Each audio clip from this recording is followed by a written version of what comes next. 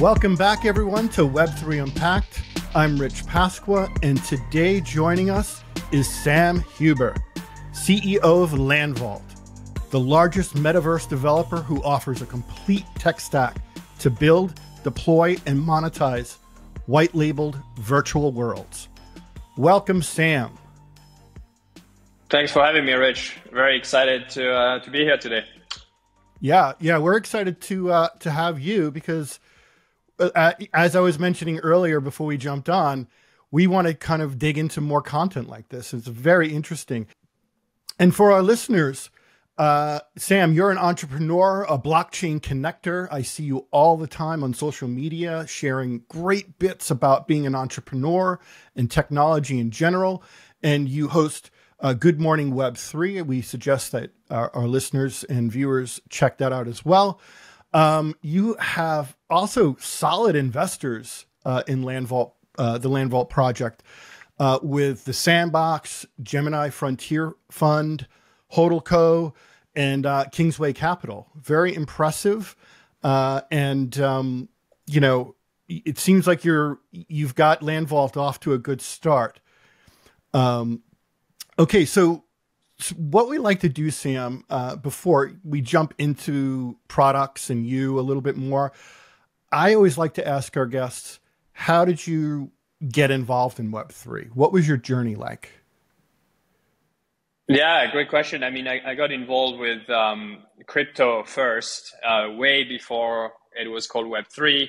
This was 2013 when I bought my first couple of Bitcoins on Mongox, which I don't know if you remember that, but that was, the OG exchange, very, very centralized exchange, a pretty terrible user experience. I mean, if you put more than a couple $1,000s in that site, you were pretty crazy at the time. I remember seeing it, 2013, I think this is when it started to break into the mainstream, or still in the tech industry, but outside of the forums and the deep web. And it was just interesting. At the time, I didn't really know what to expect. It was just a digital currency. And, I bought a couple dozens of Bitcoin at the time. And I was really passive. I was not really developing anything on it. I started to pay attention to other coins coming up, Ethereum a few years later, but there was Litecoin in the middle. And that was my first, exposure to blockchain, to Web3. And what was interesting is, it was very choppy, ups and downs. The price was moving a lot. But if you zoomed out and you saw it year after year, there seemed to be more and more excitement, more and more developers. It was more and more mainstream. More and more people around me started to know about it. So it really felt like it was the beginning of something pretty special and pretty unique. And in parallel, I was building a gaming company, Admix, which eventually became Landvault. And it's only, 2 years ago now that it became clear that those two trends were converging, that the 3D worlds and the blockchain were actually going to converge to create this decentralized metaverse. And I think this is something that is happening right now generally that is really interesting, is to see all of these technologies, not just blockchain and 3D, but also, AI, and all of that is converging, right? These are not trends that are happening in isolation. They're all converging together to create a new internet, an internet that will be very different. That would be, the tools to create content, to monetize them, to consume them are going to change. And our digital experience is going to change drastically over the next couple of years because of these technologies. So that's when, I started to really get more involved. I would say 2017, personally on the side, making investments, starting to work with projects. And only in 2022, actually, when we did the pivot from Admix to Landvault, and we started to actually build our own Web3 tech. So it took about 10 years to fully get involved, but I've always had exposure and, always followed the industry. Yeah, great story and great start, Sam. Much like a lot of us, we got involved, started to learn, and you're 100% right. It really, if you were an early adopter like yourself, and for myself for that most part, you started to see a lot of information come out and a lot of excitement, and the network effect took over. And it's really exciting to see. And to one of your other points, the internet is changing, right? The idea of the internet is changing, and how we interact with it is rapidly changing with natural language and AI happening. And we're starting to see devices come out, and certainly the metaverse. And we're all excited for that.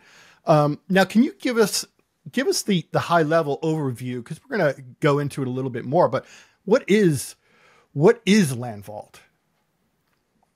Yeah, so Landvault, we basically building infrastructure to make the metaverse possible.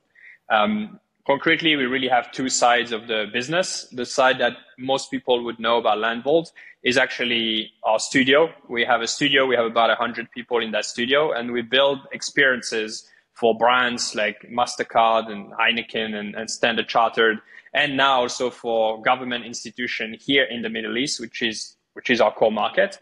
And those would be almost like, it starts with consulting and creative and development of pretty custom experiences.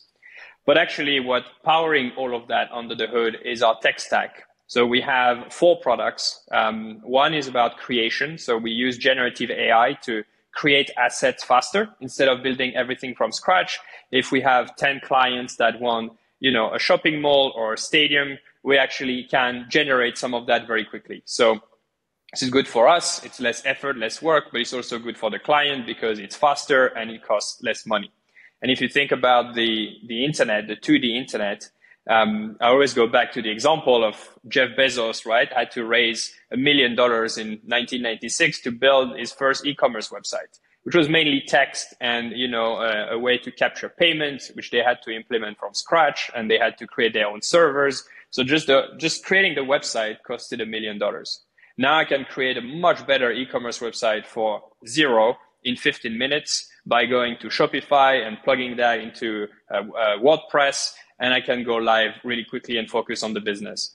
So this is basically what Landvault is trying to do for 3D worlds, is to create these building blocks, this infrastructure that enable any creator of any size to quickly create environments much faster using generative AI as a catalyst, and then deploy that in a few clicks on any servers of your choice in any area that you want, and then monetize that using in-game advertising, which is actually our first ever product, e-commerce, and all these tools. So we are really this suite of tools that creators can use from ideation all the way into monetization to very quickly get 3D worlds live and monetizable on the web. Wow. It sounds like your system of, spinning up brands and real estate is more streamlined than Web 2.0 for some reason, which is nice. And I look forward, I'd love to really get a sneak peek behind the scenes with that as well. And what we're seeing here with Landvault is the modern real estate developer, if you will, and beyond. You can see it like that, yeah. This is actually an interesting analogy when you talk about the metaverse. People tend to equate that to the physical real estate, but what we see that we're doing is really creating the 3D internet, and for us, that is the definition of the metaverse. Many people don't have a definition. People say all the time, "Oh, we don't know. The metaverse doesn't have a definition. It's too broad. What is it? Is connection? Is it VR? Is it AR? Is it a connection between the physical and the digital?" And they really make it much more complicated than it should be. For us, the metaverse is a 3D version of the internet. And that is a trend that is happening anyway. If you look at gaming, how many people are playing games? It's about 3 billion people every single day. We consume more and more 3D content. Kids now spend most of their time playing Roblox and Fortnite. So we are used to, and especially the new generations, are used to spend time in 3-dimensional environments.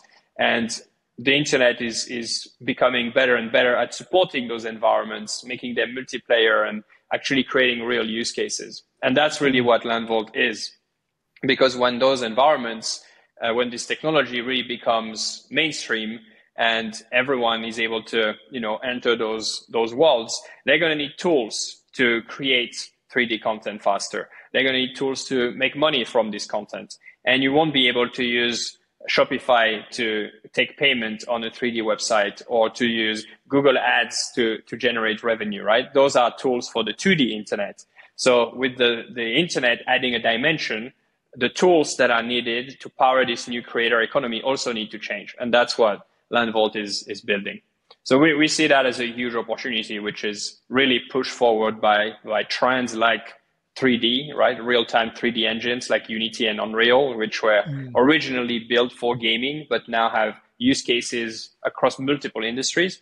And also the blockchain that acts as a new financial backbone for this new internet, and AI that kind of is the catalyst to enable the fast creation of these environments. So like I said at the beginning, everything is converging, and that is that conversion that create this inflection point in the history of the internet and create a shift that, quite frankly, we haven't seen since the inception of the internet. This is the biggest disruption ever to happen to the internet, because obviously the internet evolved a lot and grew massively, but the protocol is the same. The way you consume it is on a screen, you click, you scroll. That hasn't changed, but it's about to change for the first time. And so we see that as a massive shift and a big opportunity.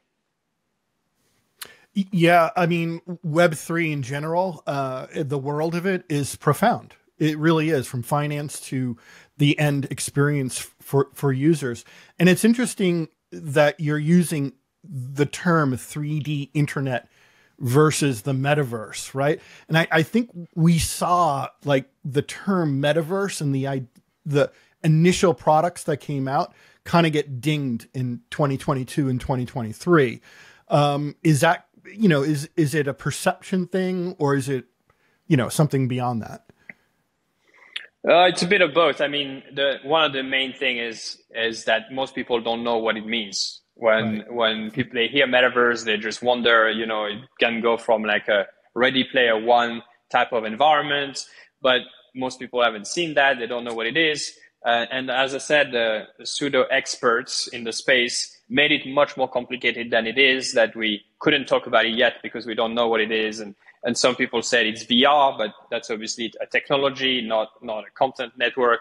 So it's just a word that doesn't mean anything to most people, and is more confusing than everything. But when you say 3D internet, it just clicks for most people.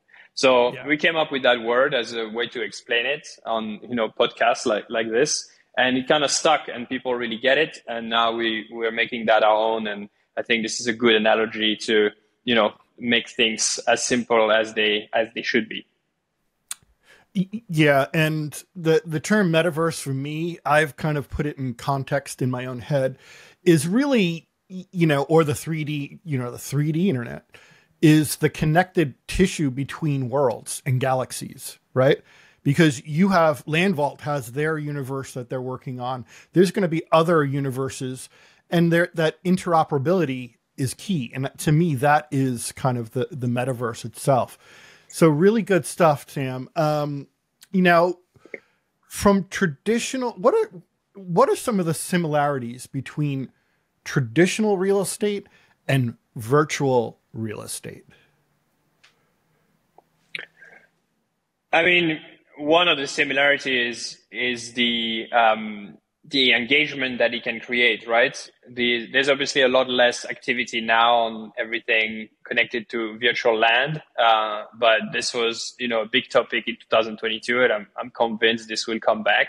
There's been too much activity back then, and so when the rise is it goes high very quickly, so does the fall generally.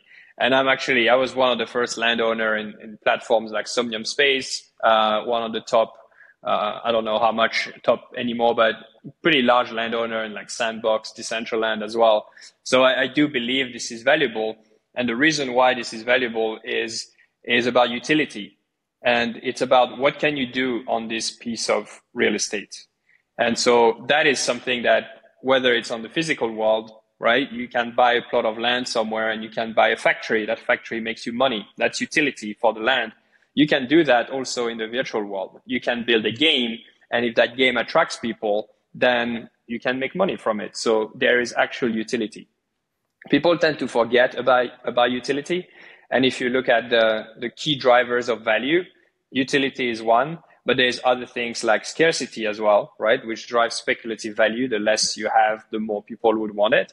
And this is something that people kind of struggle to put their head around, because in a virtual world, you could technically duplicate worlds to the infinite, and therefore there's no amount of scarcity. But that is an argument that I hear often, but that in my view is not valid, because we have plenty of examples of environments that are infinite, like the internet, for example. I can create an infinite amount of websites, but it doesn't mean that every time I create a new website, Google or Facebook.com become less valuable.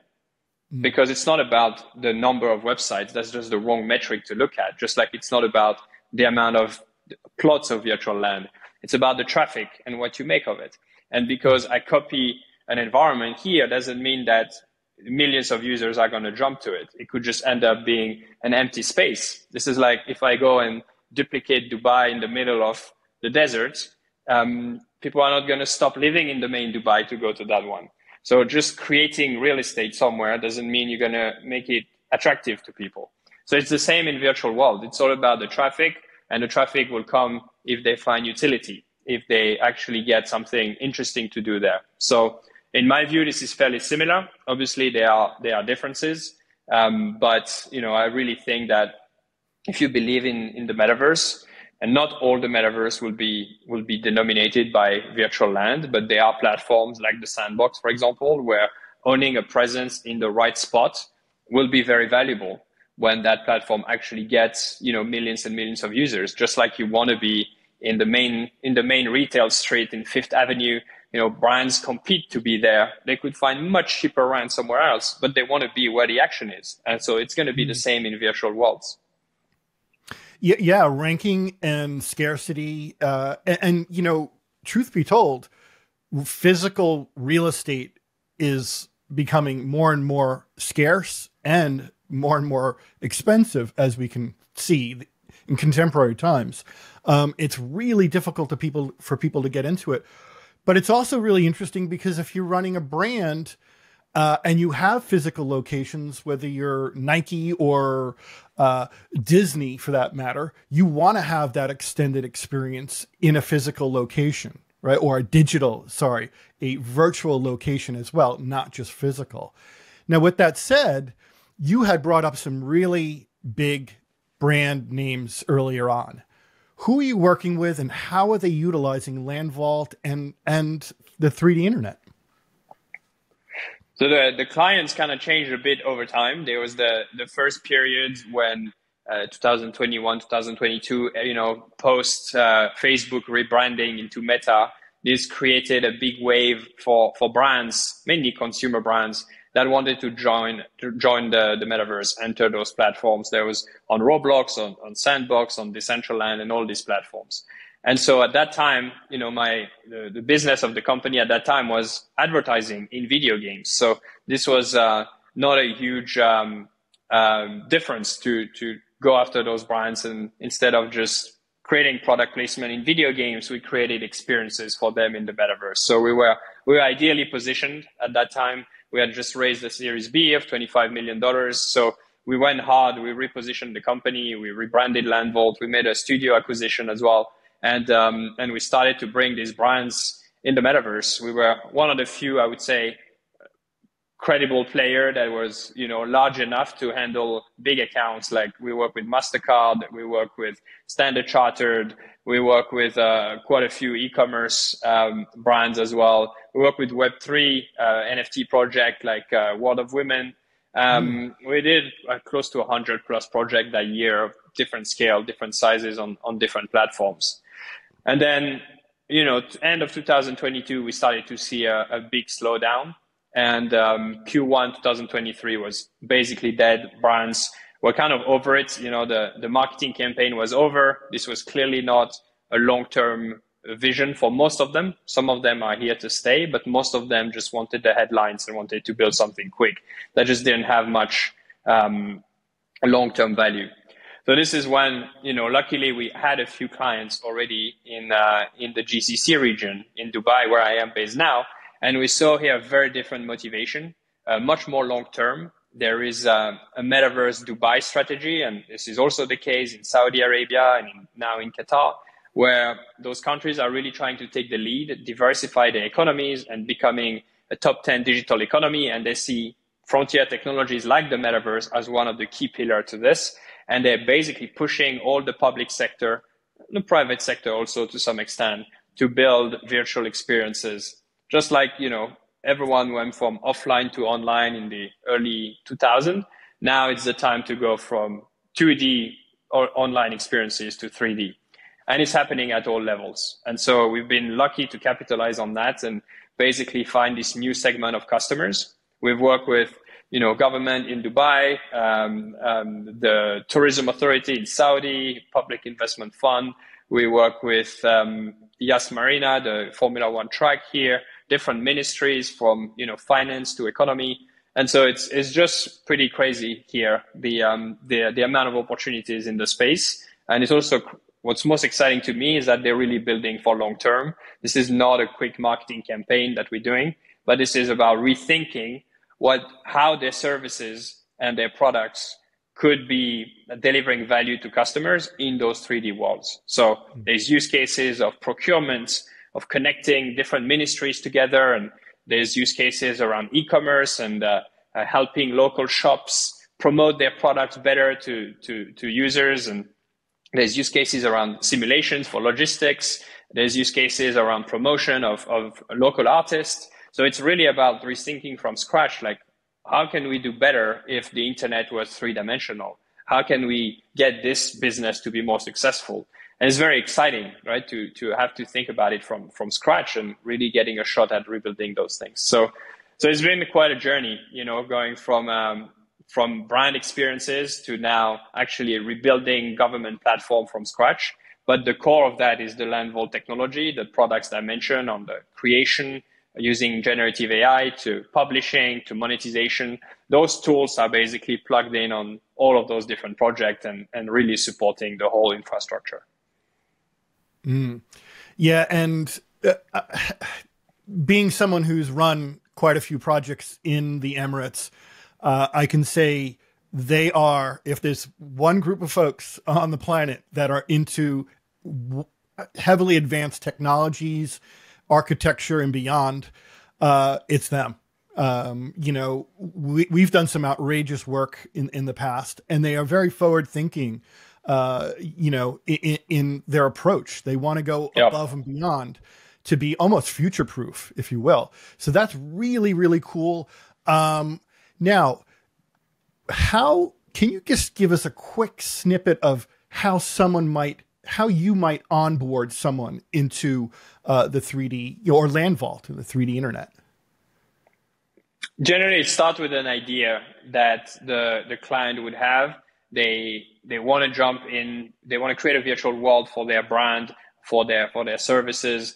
More often than not, the brief on their side is not super clear, right? They're exploring. They understand it's a big thing, but most of the time they don't have in-house experts. And so it really starts with our studio arm, which is this, consulting on-demand kind of service that we offer, where we help refine the use case. Let's say you are a retailer, you're selling shoes in the real world, and you want to jump in the metaverse. What does that mean? What can we create? An experience that would be fun, engaging, that would not be completely separate, but that would actually bring value back to your main business. So how do we fully integrate things and not just create a gimmick?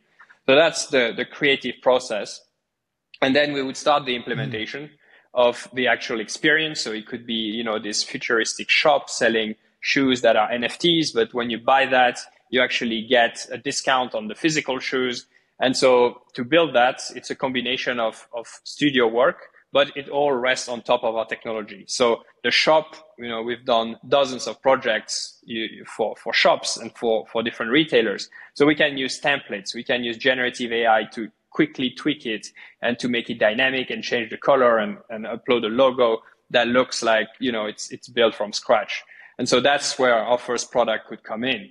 Now, if the retailer wants to deploy this, and let's say they're in the UAE, we have a UAE cloud infrastructure. So you can deploy that with us. You don't need to do any complex infrastructure work, and your project goes live and it works for everyone there. Now, if you want to sell the shoes, then you would use our e-commerce technology to power transactions there. And if you want to change the branding behind to every week show a different offer, you can use our ad solution to change the content dynamically. And if you want to authenticate your user, you can use our wallet solution that we have. So you can start plugging all these different building blocks. It's mainly no code. It works with tools like Unity, for example. You just add that on top. And you basically bring your world to life, and you can go from idea to monetization in literally a matter of weeks, right? There's still a bit of a custom parts where you need to build things, but we are trying to streamline the process. We're trying to see where can we save a huge amount of time, a huge amount of cost, so that experiences that used to cost, $100,000 to build, they should cost $1,000. Not like 80,000, or, we're not looking for a 10 or 20% decrease. We're looking for a 10 to 20 to 100x decrease. And that's really when we believe that the 3D internet can become mainstream. When everyone, you and me, we can just go and create our own 3D profiles, just like we're creating our own Instagram page. That's when we're going to start to see an explosion of content. It can't be a service forever. It has to become a platform. And so that's what the Landvault platform really is about. Mm-hmm. And with platforms like Unity and Unreal Engine, they're so powerful, and they're getting simpler by the day. As far as, architecting and building within it. Huge fan of both of those platforms. And it's refreshing to hear that Landvault, you have a studio environment where you actually start with strategy. And people often forget that, whether you're marketing, it's not just a gimmick. Build it for the long term, because yes, there may be a small population now, but it will be ever present. Everyone will be using some kind of 3D environment, whether it be for, digital twins, for buildings. I know Dubai is big on that. The United States, I'm working with some ESG companies now that are doing that. It's all coming together on these platforms. And it's really nice that you have kind of a plug and play package for people. Now, being a design nerd myself, do you offer architectural services, like design services? Yes, as part of a broader solution. So we don't just provide a design and let someone else implement it. We really like to provide this 360-degree solution. So there is this first phase of conceptualization, then there's a phase of design, then there's a phase of implementation using our technology, but those things are connected. If you want to work with Landvault, you kind of have to do it all the way. We don't provide those service on a menu handpick package. So you have to do the whole thing, because integrating services is difficult. It's generally a point of failure when you have multiple companies involved that have different objectives. And so for us, it's kind of take it or leave it mode at this point, where if you want to work with us, we can provide everything, but it's all fully integrated. Awesome. Yeah. And I would imagine, certain brands, larger brands are very particular and specific about their specifications on their virtual worlds. Very interesting. Now, hitting on a little bit of, the marketing end of things, and the adoption is everything, right? And we know it's a little bit of a slower burn for the 3D internet, or the metaverse, if you will. How are you helping brands onboard folks? You mentioned a little bit before, as far as, showing specials on, weekly advertisements or specials or discounts on physical purchases. How are you helping people onboard more users? So there's two things, right? You have the tactical side, which is the tactics, like you said, just marketing, reminding people to log in and those things. But this is really tactical. I think on the more strategic points, something that I often talk about is we are building the 3D internet, not for our generation, but really for the next generation. So people often say, when is my mom or my grandmother will be able to get in the metaverse? This is when we know that this is actually mainstream. And this is the wrong way to look at it. We're not building the 3D internet for those generations. We're building it for the new generation. And if you look at what our, kids these days of Generation Z, Generation Alpha doing, I mean, most of them are spending time in Roblox, in Fortnite. They're spending time in virtual environment. This is the new playground for most of them. So those kids have basically been growing up immersed in 3D content. They also were born at the same time as cryptocurrencies. So when they get to the certain age, for them, it's going to be just normal, right? There's this parallel digital currency. So, when you're born with the technology, you tend to forget about it. It's not a big deal. It's just natural. You see kids today, they seem to be born with knowing how to use an iPad. It's just natural to them.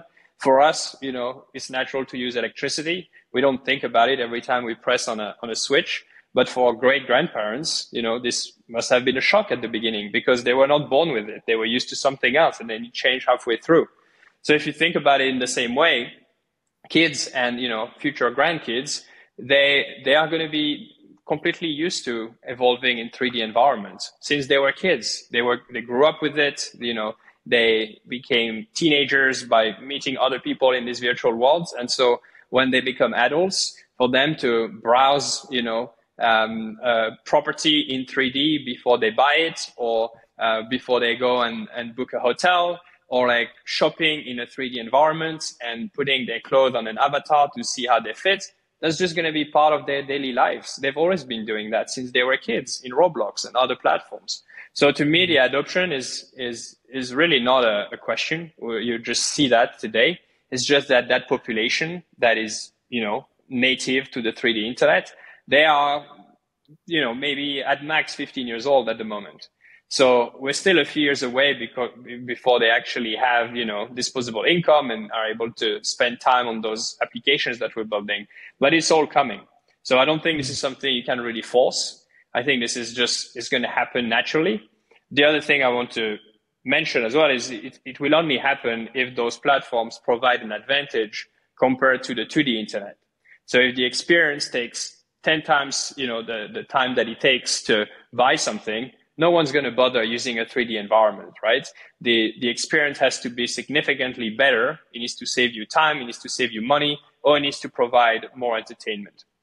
And the two main drivers here is time and money. This is really what drives most people. And if you think about most apps, most technologies that actually, became mainstream, they solve one of these two problems.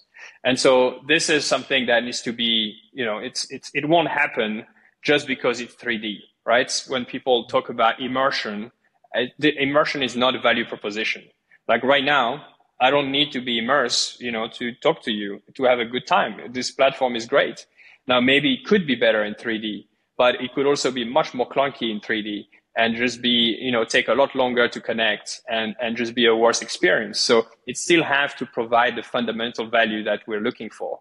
But if it does, then I believe that for most things that are experiential, 3D can actually provide an advantage. And for the younger generation that we are actually building that for, this is just going to be something natural for them. All great points, Sam. And to add to that, it also needs to be portable, right? It needs to fit in your pocket too, right? On all of your devices. And it's really interesting, and it's great that you're kind of like, going a generation ahead, which I think for this particular application is the right thing to do. Because the last 15 to 20 years, we always use the term digital native, but now it's going to become blockchain native or crypto native. So all really great points.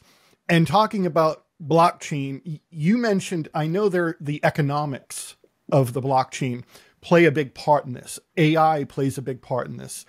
But how else are you using, say, NFTs or smart contracts, and just the blockchain in general, to further the experience? So we're actually launching, I mentioned our 4 products, and I mentioned the first 3, creation, publishing, monetization. The 4th one is actually our Web3 product, which is called Matera. It's a separate entity and a separate protocol. And the idea here is, while the other 3 products are really helping with the creation and the setup of that virtual world, Matera will help with the economy and developing the economy inside the virtual world. And this is where I see blockchain becoming a really intrinsic part of the metaverse by becoming this financial backbone, this new way to process transaction and to deliver value between the different participants of that economy. And specifically what we focused on with Matera is to create a better creator economy. So the creator economy is how people who actually create content, and the creators are the shapers of the internet, right? They are posting things on social network, they're creating videos, they're creating great podcasts like you are. And this is what drives people to the internet on top of the platforms. But by and large, those creators are struggling to monetize on social media platforms. Mainly, social media platforms capture from 50 to 100% of the value in some cases. And so we see that even though the internet, increased 100-fold over the last 20 years, really most of that value accrued to a handful of tech companies. And there's, 4 of them that are valued in the trillions now, which is the scale of a country, right? I often say if Microsoft was a country, it would be the 7th biggest country in the world. So that's pretty crazy, right? They aggregate a lot of value. And a lot of that is because the distribution of wealth on the internet currently is just unfair, and it's all aggregates towards the platform. So we think the blockchain can level that up a little bit by creating an economy where creators actually get fairly rewarded for the work that they're putting out, but also followers and people that engage with content can be incentivized in the right way. And they can also support their favorite creators in different ways. That's another thing that is really important, where, right now, if I'm a big fan of Lionel Messi, for example, I can follow him on Instagram and, really follow his content. And if I'm just someone that is loosely interested in Lionel Messi, I can also follow him on Instagram. So there's not really a lot of different layers where I can really express my fandom. It's either you follow him or you don't. And as a result, a lot of people follow them. But there's a lot of people that would want to be a bit closer and want to, go an extra mile to maybe collect things that Messi is putting out or buy his merch and things like that. And again, through tokenization of content, through NFTs, through the blockchain in general, you will be able to create this spectrum of fandom where you decide as a follower how much you want to engage with your favorite creators. You just want to follow them? Absolutely, you can. But you could also potentially buy more of their content and get closer. And for this, get exclusive access to things and become a bit closer to people that you admire. So I think that's just going to dynamize the whole economy. And this is something that we're building now. And it's a protocol backed by our own layer 2 that will be integrated with all the worlds that we are creating with Landvault. Yeah, and you said the magic words, creator economy, right? Which is near and dear to my heart and a lot of our listeners' hearts. And it's important that people understand that, the 2.0 social world is just peeking their heads around this idea. When, in a couple of years, it's basically going to be everything, and taking the user, right now the user is the battery. They power everything, and they're not getting monetized for it or rewarded for it. So it's really nice to see that you guys are just literally starting with a creator community and building the economics around people actually extending their experience and also showing their fandom in new and exciting ways, but also earning along the way by sharing. So that's fantastic, and keep going with it because everyone else needs to wake up on that too. So that's awesome. Now we touched a little bit on, and this is something that we could have a whole other episode on, AI. Now AI, you mentioned it's used to generate assets and objects per se, or even merchandise for that matter. How in the actual walk around environment are you using AI? Much like the only analogy I could use is like GTA or like Grand Theft Auto. When you're walking around, is there a concierge I could meet at your building? That's definitely an option. We have quite a few of our clients actually that wanted to have, a an AI powered assistant or support, which makes it a little bit more personalized than just having to read an FAQ. So these are pretty basic use cases where you plug a chat GPT or train a model with specific uses to answer the needs of the clients.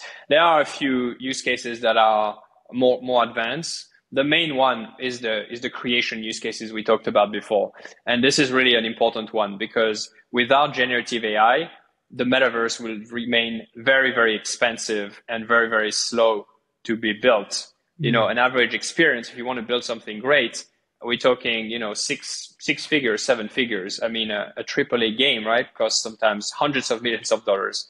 So imagine if it costs that much to build and take years to build, we'll never get to a point where everyone can be immersed in those worlds. There just won't be enough content. It would be like an internet with only a few thousand websites. That doesn't create a big enough economy. So we need a catalyst to create those environments faster and cheaper, and not just 10% cheaper, like 100x cheaper. So that's where generative AI would be used. Now, in the environment, you can also have an interesting way to solve the chicken and egg situation, where if you create a world at the beginning, there's not a lot of people in that world. And because there's not a lot of people, when a few people came on, they're not quite sure what to do. It looks empty and they leave. So you need to build that critical mass at the beginning. That's very difficult for platforms. And so you can use here AI bots that are basically digital avatars, not real people, but they are trained to actually have basic conversation. So when you enter a world, there is already 10, 15, 20 people. You can talk to them. They reply to you. It doesn't feel like it's pre-recorded conversation. They can actually, they have banter and they can talk about certain things. And that can help in the beginning create the illusion that there are a lot of people, and you get to that critical mass, and then you have real people.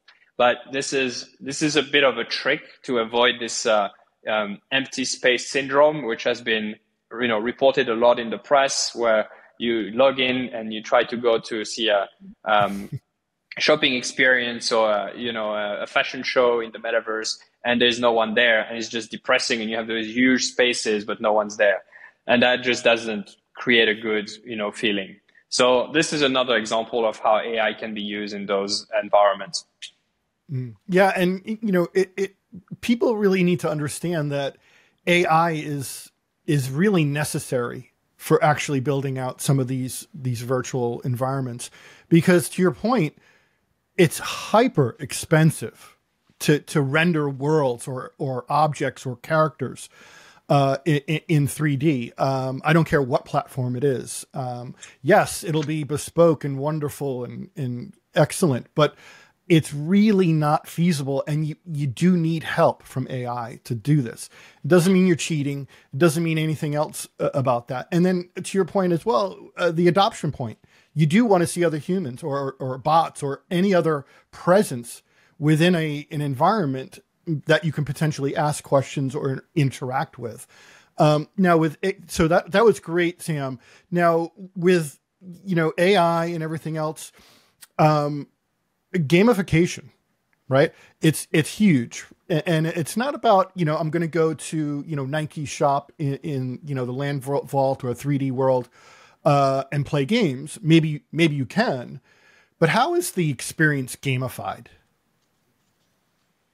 Yeah, good. I touched upon that a bit earlier by talking about the need for the experience to deliver real value. And gamification is one of those terms that, again, is a bit misunderstood, because people think that we're making things like a game, whereas actually what it means is it uses mechanics that game use to create this great retention. And if you look at all the different channels that you have out there, gaming is where people spend the most time by a big margin, right? An average gaming session, on console is like an hour. On mobile, it's maybe like 10 minutes. It's a lot more that you would spend at once on social media, for example. So gaming, those 3D environments have something special to hook you in and to make you want to stay longer.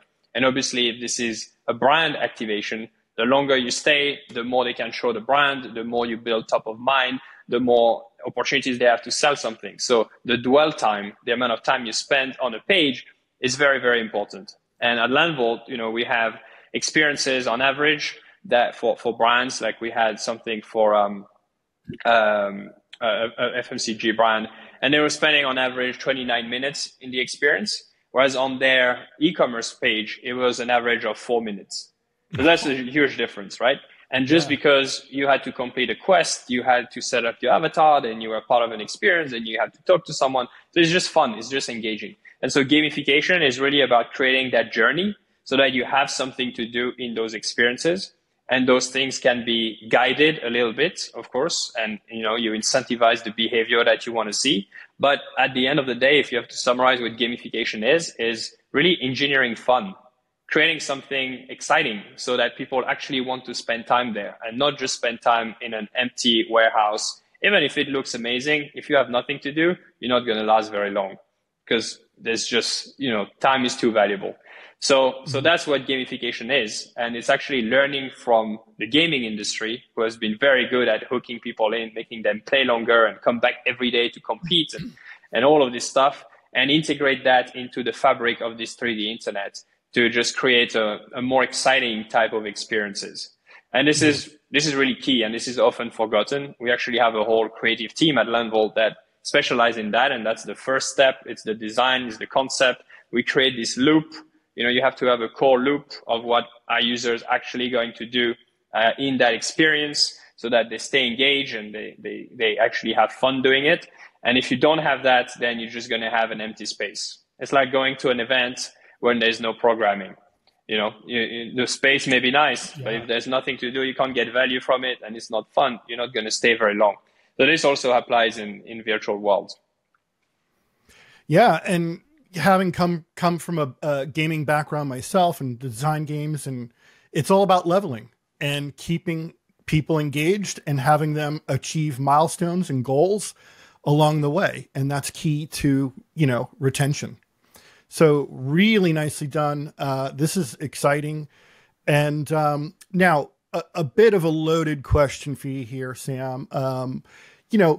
In my mind, it's not, if, it's when pretty much every brand, every person is involved in a 3D world at some point.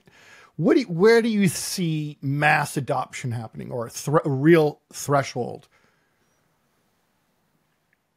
5 to 10 years. I mean, 5 years ago, no brand was talking about a presence in any kind of game. I actually started my company about 6 years ago now, and we were providing product placements for brands inside video games. And educating brands on video games was a huge thing. Most brands, video games was already big at the time. There's already close to 2 billion people every single day. But brands didn't want to touch it. They felt it was risky. They didn't understand the audience. Like fast forward 5 years, this has massively changed. Every brand now has a presence in Roblox, in Fortnite, is advertising in gaming, supporting esports team. They understood that gaming is fundamental part of our culture. So if we've made that progress in 5 years, imagine another 5 years. And now with the technologies, with AI converging and accelerating the creation of that. So I think this is just going to be a steady growth from there. It's going to be up and down, as we know, but overall, it's just going to be a steady progress. As I said before, the real shift is when this younger generation, the Gen Z, the Gen Alpha, become of age to have disposable income and start to, look for 3D experiences like they grew up with, to do adult things like booking holidays or trying out a new car before they actually go and buy it, or book a hotel, or all these kind of things. So that's, it's just going to be a progressive evolution from there. And it's all driven by gaming that has really become the main pastime now for young generations. Yeah, and Gen Z and Alpha are going to expect it. They're not going to want it. They're going to expect it. So, yeah, really, all really good points, and excellent for getting, way ahead of the curve here. And as we wrap up just a little bit, Sam, I always like to kind of understand protocols, companies like yours, really interesting projects, what their team looks like, globally, locally. What does it look like? So we have over 100 people globally. A big chunk of that, probably 65 plus, are part of this studio. So these are the different people that are, designers, asset builders, architects that are deployed on various projects for clients. And then we have our internal team, which is about 40 people right now. Those are building our own platform. Those are the AI tool, the publishing tool, monetization tool. We have product people, we have marketing, obviously sales as well. And then we're now carving out a specific team for Matera, the Web3 side, which requires, different skills and also different marketing, different positioning. So that's pretty much the makeup of the team. And I'm here based in Dubai. We're building out our team here. We have a handful of people here, mainly on the sales and marketing, relocating a few people here. And then we have still a big hub in London in the UK, which is where the company started. Yeah. As I mentioned before, I think you're really squarely rooted in the place, Dubai, that really is, I think a lot of this stuff will really pop off. So excellent. Now, for our listeners who may be interested, I know I am, do you have any events or conferences coming up, or X Spaces, any live feeds, anything? We do, definitely. So it's about to, conference season is about to start, at least here in Dubai. We'll have a pretty big presence at the Token 2049 on the 18th of April. And before that, just going to, events here and there. We are pretty active on social as well. So not always live, but, if you follow myself or Landvault, the company, you can see some of my content. I talk a lot about entrepreneurship, generally fundraising, and just generally, learning along the way of building an exciting company in the space. Yeah. And I would say to our viewers and listeners, Sam is very active on social. I see him every single day, which is awesome. You need that kind of presence. Yeah, no, it works. And, anything from entrepreneurship to 3D worlds and marketing and beyond, just really good, nice slices of content coming out of Landvault and Sam. I appreciate that. Yeah. And where should our listeners and viewers go to get involved?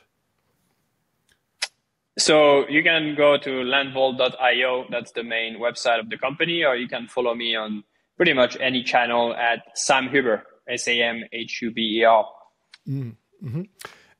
Awesome. And Sam, this has been amazing. And like I said, I think we're just scratching the surface of a lot of this.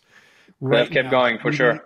Yeah. And I think, we definitely have to have you back because this is a topic that's not going away, and it's just going to build and build and build, and people are going to want more and more information and get involved. So we look forward to that, and we thank you for joining us today. Well, you tell me when, and I'll be there for the second episode. Thanks, Rich.